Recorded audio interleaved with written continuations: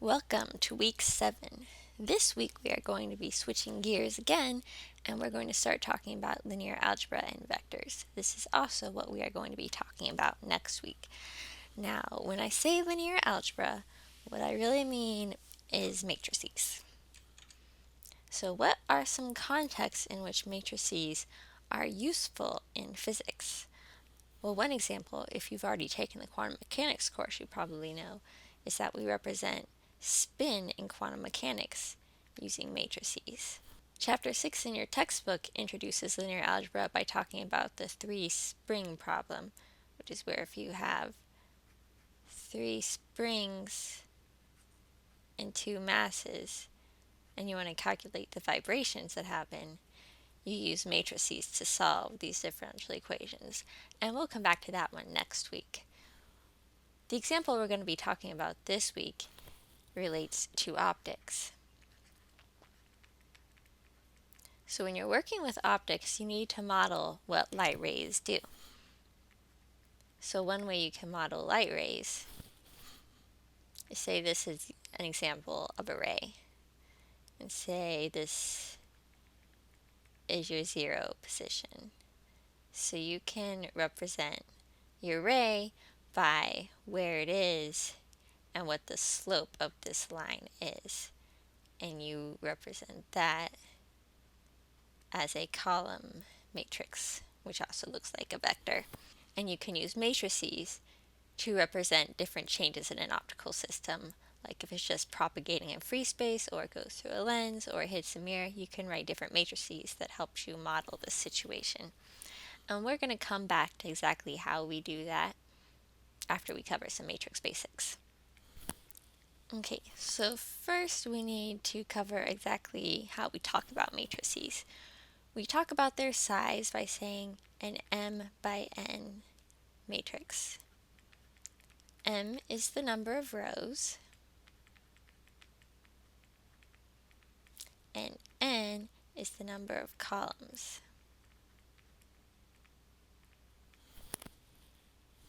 For example, this is a 2 by 3 matrix. This is a 2 by 1 matrix. And this is a special case. It's also called a column matrix. Okay, let's talk about how we add matrices. And addition and subtraction, are pretty similar. Subtraction just requires using a negative sign. So when you're doing addition, you have to make sure that your matrices are the same size. For example, you couldn't add these two matrices together because they're different sizes. So I'll just show you a simple example with some 2 by 2 matrices. Okay, and I'm guessing you can figure out how to add matrices together. All you do is add individual elements together. So 2 plus 1 is 3. 4 plus 3 is 7. 3 plus 3 is 6. 1 plus 5 is 6. So both these matrices have to be the same size. Your answer is the same size. And also notice that here I use brackets and down here I use large parentheses. Either one is correct when you're writing. It doesn't matter what you decide to do. And sometimes I just flip back and forth because I'm not thinking about it.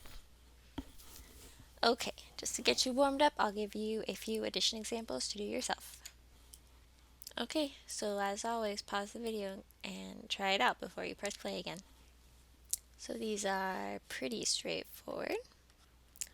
So a lot of times matrix operations can get pretty tedious. They're not difficult, but because there's a lot of things to keep track of, it's easy to make a mistake here and there, especially when you have signs, negative signs to pay attention to. So just try to be careful. Okay, now let's talk about matrix multiplication. So if you're multiplying by a scalar, and I mean just a regular old number, it's really simple. So if I just want to multiply this matrix 1, 2, 3, 4 times 4, you just multiply every single element of this matrix by 4. That's easy. Alright, but let's say you want to multiply two matrices together. Okay, let's look at an example. And again, it's really not that difficult, but it is tedious.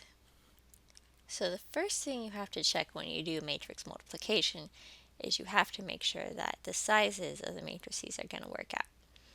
So when you're adding, they have to be the same size. That is not the case when you're multiplying matrices. Let's write out the sizes of these matrices to see what the rules are. So this one's a 2 by 3 matrix.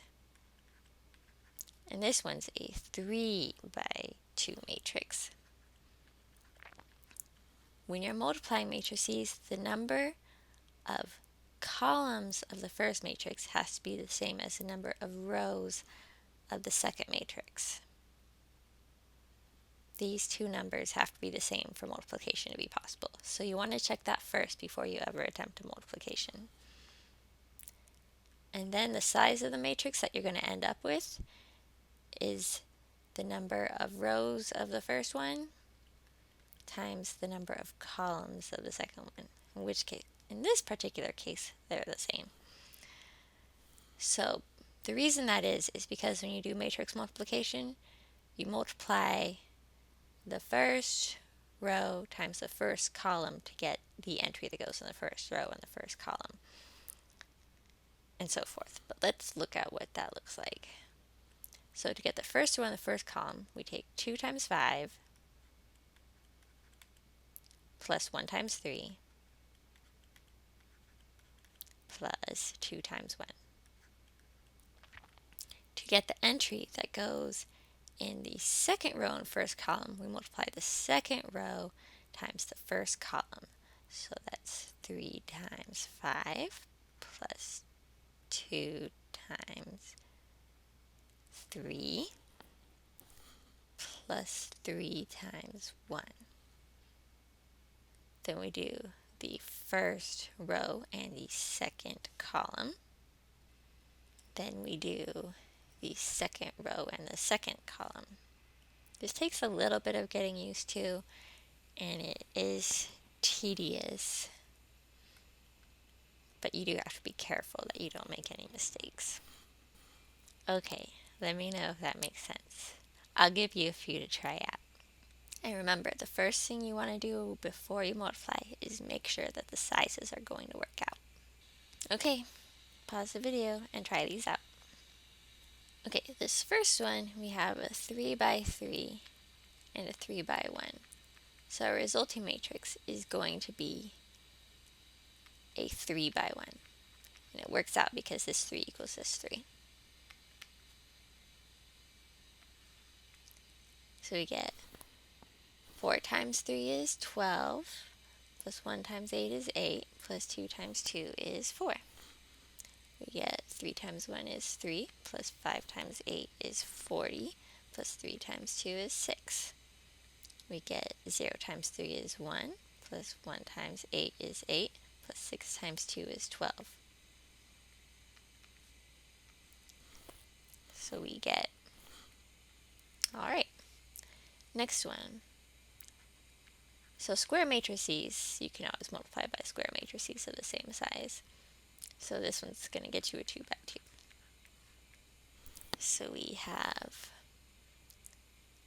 4 plus 12, 5 plus 6, 8 plus 6, 10 plus 3. So this gives us, okay. Last one. Well, this is a 3 by 2. And so is this. These numbers don't match, so you can't actually do this multiplication. Alright, and one final note on matrix multiplication is that, okay, so if you have one matrix A and another matrix B, if you flip the order of multiplication, it's not going to give you the same answer. So it's not like regular multiplication. And you can kind of see that if you look at this one, because if you try to multiply this matrix times this matrix in the other order, the sizes wouldn't work out and the multiplication wouldn't even be possible. Okay, but say if you wanted to multiply 3 matrices together, you could do it. You could do A times B and then multiply times C, or you could do b times c, and then multiply a times b times c. So it's associative, but it's not commutative. All right, let me know if you have any questions.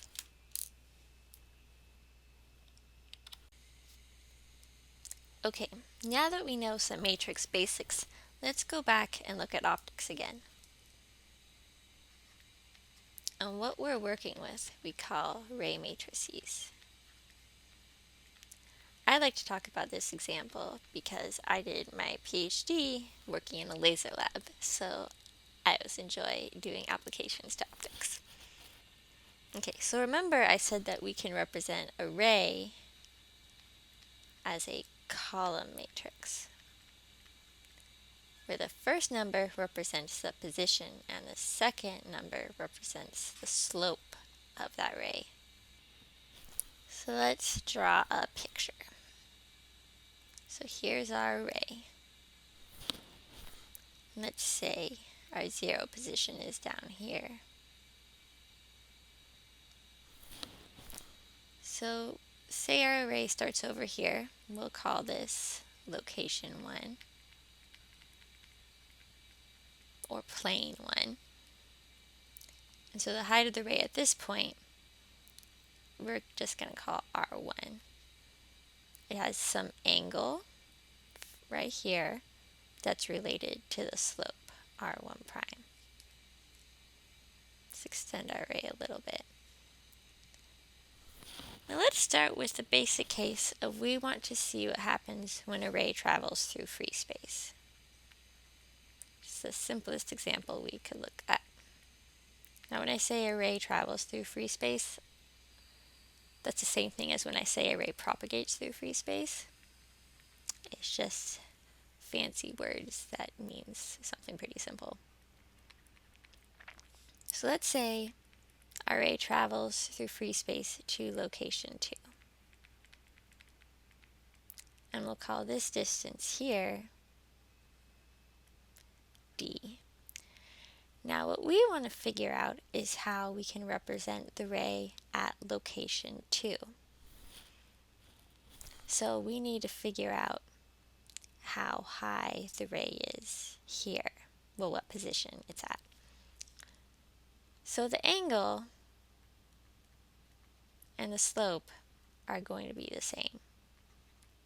We have to do a little bit of geometry to figure out what this height is here. I'm just going to call this height here y. What we are actually looking for is this height, R2, and R2 is R1 plus y. So we need to figure out what y is. Well, we can do a little bit of geometry. So we know that the tangent of theta 1 equals y over d. Well, y over d, that's rise over run. That's the slope. So this is actually the same thing as r1 prime or r2 prime. And though our first instinct is to look at trig functions, when you're talking about slope, you don't even really need them. What really matters is the second part where we found that y over d is equal to the slope. We already have the slope, so we don't actually have to worry about the angle. So we get that y equals r1 prime times d. So r2 equals r1 plus r1 prime d. We already wrote down that r2 prime does not depend on r1, but it is the same as r1 prime. This can be rewritten as a matrix equation. And I'm running out of room, so I'm going to copy this over on the next page and we'll look at it some more. Okay, so this is a system of equations, and linear algebra is very useful for any system of equations. So let's rewrite this in matrix form. See, when we multiply this out, this 1 will get multiplied times the r1, that gives us this term. This d will get multiplied times the r1 prime, this term, and that equals r2. Next row, 0 gets multiplied times r1, 1 gets multiplied times r1 prime. That gives us r2 prime. So I hope you can see that this really works out. In general, this works. So when we're talking about traveling through free space, this is the matrix you use. You just put in this d here as the distance it traveled, and this is your propagation through free space matrix. Another example of a useful matrix is the one for a lens. So that one looks like this. And since we're working with a real physical situation, you do have to watch your units. So here we have 1 over the focal length down here. So let's do an example.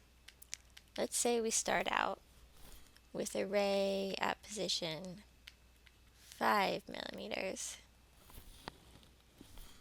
with a slope 0.1.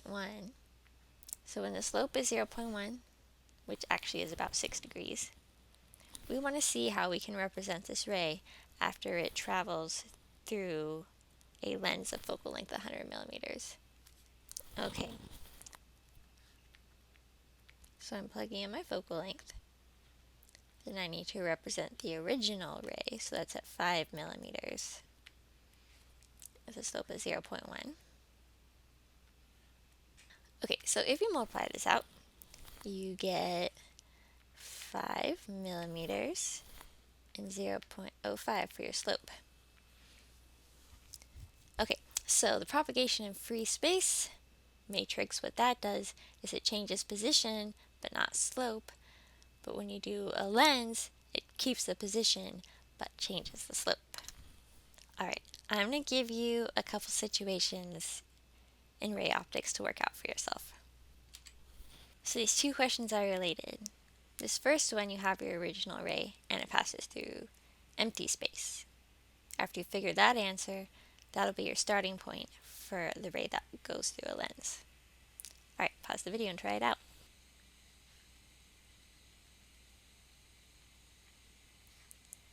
So we're passing through 30 millimeters of free space, and our original ray is at 10 millimeters and 0.2.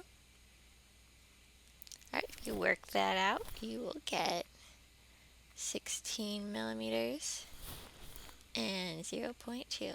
And let me know if in the problem solving discussion if you want me to show the details for this. And remember, make sure your units are working out. It helps you check if your math works out correctly. Okay, second one, we'll call our answers to that one R3 and R3 prime. Now we're passing through a lens, and our starting point for this one is our answer to number 1. So if you work that out, so our first one, we end up with a ray at 16 millimeters and a slope of 0.2. So the position changed, but the slope didn't, as expected. The second one, we end up with a ray at 16 millimeters and the slope is 0.12. So now the position stayed the same, but the slope changed. And I hope this makes the abstract business of doing matrix multiplication a little bit more concrete for you. You can see how it works out with units and how it maps to a system of equations. Alright, so there's one more basic about matrices I want to cover before we move on to talking about vectors, and that is determinants. And we'll see why these are useful when we're multiplying vectors. So when you write a determinant, if your matrix is A, you write it like this. So we have straight bars, they're not parentheses, they're not brackets, they're straight bars. And we're only going to do this when we have square matrices. So to take the determinant, there's two ways to do this. I'm going to show you my favorite way to do it.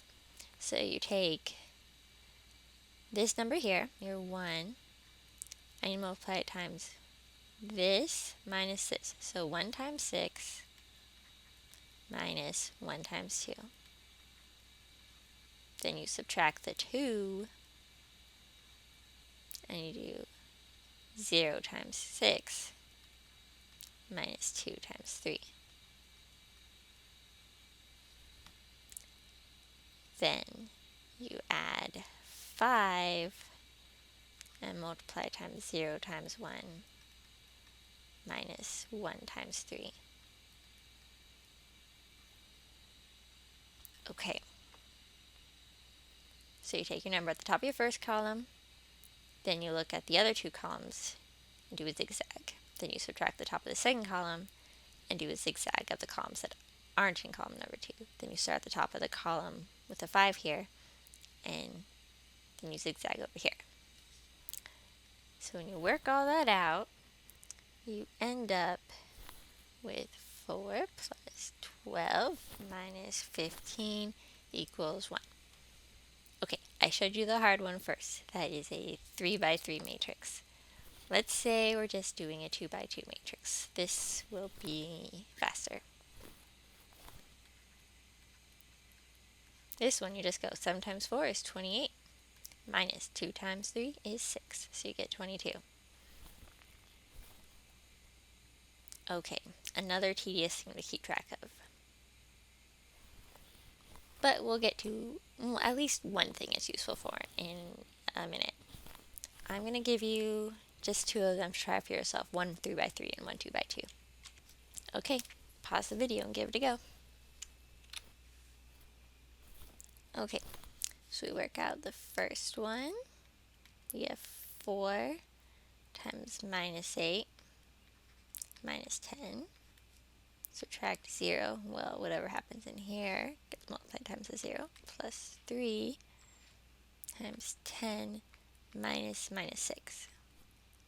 And that works out to minus 24. So be careful with your signs. It gets tedious, but you can do it. Okay, next one has more negative signs to trip us up, but it's simpler. So we have minus 5 minus negative 27, so we get 22. Okay, not too bad. Alright, so the next thing we're going to talk about is working with vectors in matrix form. Again, I'm assuming that you are all very familiar with vectors and how to shift between talking about x and y components and the magnitude and direction of the vector. In my introductory classes, I typically use the magnitude and direction, and I talk about components, and I use the I hat, j hat, k hat component form. But now we need to talk about how it can work with these in matrices, because matrices are going to give us a way to manipulate vectors. And we'll talk about more of that next week. So just to review, when I talk about component notation, which I also use a fair amount, what I mean is you have a vector written like this. So Vx is the x component, Vy is the y component, Vz is the z component. And x hat, y hat, and z hat are the unit vectors. So x hat is a vector of length 1 that points in the x direction. Y hat is a vector of length 1 that points in the positive y direction, and so on. Sometimes a lot of books use I hat, j hat, k hat instead. I personally prefer x hat, y hat, z hat. It's really just personal choice. So we can write a vector as either a column matrix or a row matrix. And which one you choose depends on what you are doing. So when you write a vector as a column matrix, you write the x component, y component, and z component like this. When you're doing a row matrix, you write the x component, y component, and z component like this. So let's say you wanted to add 2 vectors and you had them in component form. We're just going to connect component form for a little bit so that we're connected to something that's probably a little bit more familiar to you. And let me know how you use vectors in your classes. I'm interested to know. Okay, I'm going to add these as column matrices. Okay, so this is not hard. I'm not going to give you practice this one because I'm assuming it's easy for you. Now let's talk about multiplying vectors. And the first way I'm going to talk about multiplying vectors is the dot product. Let me know if you've used the dot product much at all. I think it's going to look familiar to you even if you don't know the word. For example, work is the dot product of force times distance traveled or displacement. So if I'm taking the dot product of two vectors and I'm doing it in magnitude and direction form, then I would do AB cosine theta. So that's how you end up with FD cosine theta. And this isn't the only thing in physics with a dot product, obviously. So if you see something in your formulas in your classes that looks like this, it's probably because it's a dot product. So let's talk about the physical meaning of this for a couple more minutes. So if this is our vector A and this is our vector B, this is the angle between them, right? So that's this picture that you know how to use this formula. The length of A times the length of B times the cosine of the angle between them. The physical meaning of this is it's the magnitude of B times the magnitude of the projection of A onto B, or vice versa. And when you're doing vector multiplication like this, it really just looks like basic matrix multiplication. So I'll just pick an arbitrary example here. Okay, so if we're going to take the dot product of these, we'll write the first one as a row matrix, and we'll write the second one as a column matrix. That way the sizes will work out. So this gives us 1 times 2 plus 5 times 3 plus 2 times minus 4. That gives us 9. The dot product is also called the scalar product because the answer you get is just a number. And please always remember that you're thinking about projections. Like when you teach work, what you're thinking about is the component of the force that's along the direction that you're traveling. So if you understand work like that, then you understand what the dot product means. And another important thing to know about dot products, which we will work with more, is you'll see that if the vectors are perpendicular to each other, the dot product is 0, right? Because then one vector doesn't have a projection onto the other vector. Okay, now let's talk about the cross product. So the cross product you might recognize from torque, or you might recognize from E&M. So when you take a cross product and you're talking about them in this form, you're looking at their magnitudes and the angle between them. The magnitude of the cross product is A times B times sine theta. So it tells you, so you should recognize this. And then the direction you have to determine with the right-hand rule, because the cross product is a vector. So basically the cross product is the source of the right-hand rules in physics. So there's lots of different ways of doing the right-hand rule. I have your own version of doing the right-hand rule. Please share in the problem-solving discussion how you do it. Okay, so what is the physical meaning of the cross product? Well, you know the answer to that when you're talking about torque and force of a magnetic field on a charge. But another thing that it means is that the magnitude of the cross product actually gives you the area of this parallelogram, which is kind of cool. But I never had much occasion to think about it that way. Let me know if that gives you some insight. Okay, so the way we calculate the cross product, we have to use the determinant. This is why I said the determinant is useful for talking about vectors. So we're going to use the same two vectors we did a second ago, but since it's on the previous page, I will write them down again. So we're going to take the cross product. So we write the determinant, and what we put in the top row is the unit vectors. In the second row, we write A as a row matrix. In the third row, we write B as a row matrix. And then we calculate the determinant. So we have x hat times minus 20 minus 6. We have minus y hat. Don't forget this one's a minus sign. And we have minus 4 minus 4. Then we have plus z hat. And we have 3 minus 10. So we end up with minus 26x hat plus 8y hat minus 7z hat. And another important fact to know about the cross product is if your two vectors are parallel to each other, then the cross product is 0, because then the parallelogram wouldn't have any area. Okay, and the coolest thing I think about the cross product is that it tells you where the right-hand rule comes from. I'm going to give you two vectors, and I want you to calculate their dot product and then calculate their cross product. And I hope you're getting comfortable with moving back and forth between component form and matrix form. Really, I don't use magnitude and angle very much. It's useful for conceptualizing, but it's harder to work with. So I want you to calculate the dot product of these two vectors, and I want you to calculate the cross product of these two vectors.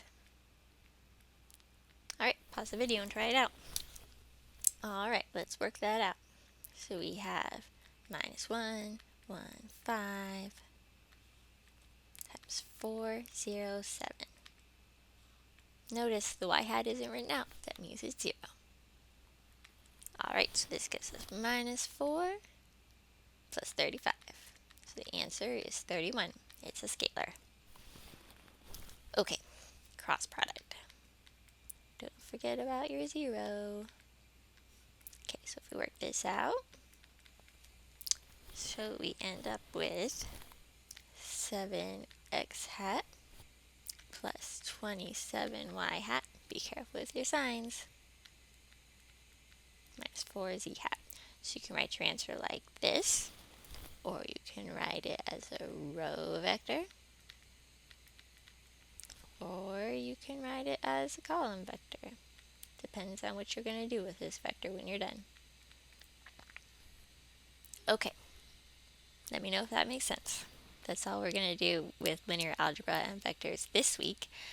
Next week, we're going to look at some very important topics, how we can represent transformations with matrices, and we're also going to look at eigenvalues and eigenvectors, which are extremely important. Okay, let me know if you have any questions or comments in the problem-solving discussion. Okay, see you next week.